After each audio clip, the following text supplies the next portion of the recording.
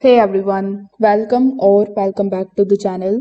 In today's video, I will show you how to complete the Cayo Perico Heist solo in Stealth and also get the Elite challenge in GTA 5 online in 2025. I will keep it simple so that you can repeat it every single time without failing. So first of all, during the setup phase, you need to choose Kosatka as your approach vehicle. It is the fastest and the safest solo method. Also, select drainage tunnels as entry if it is discovered during scouting because it lets you sneak directly into the compound. For weapons, you can choose the aggressor loadout with suppressor. Always add suppressors because stealth is the key for elite.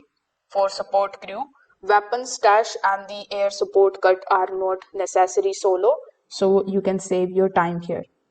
Now, for the heist, you can start the mission. Then you can go to the underwater, cut the grate at the drainage tunnel, and enter the compound silently.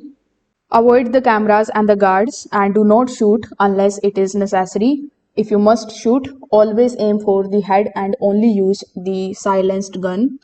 Now you need to go straight to the main objective room downstairs. Hack the keypad and plasma cutter depending on your target.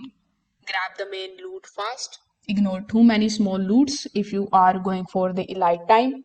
For collecting the loot, exit through the same gate you have entered and run to the right side of the cliff. Jump into the water and start swimming away from the island. Do not steal the vehicles and start firing because that will alert the guards. Keep swimming until the mission completes. To get the Elite Challenge, remember three rules. Finish it under 15 minutes, take no damage and no detection. Don't die, don't alert the guards, and don't waste time looting the side areas. So that's how you will be able to complete the Cayo Perico Heist solo in stealth and get the Elite Challenge in 2025. If this video helped you out, make sure that you like this video and subscribe to the channel. Thanks for watching.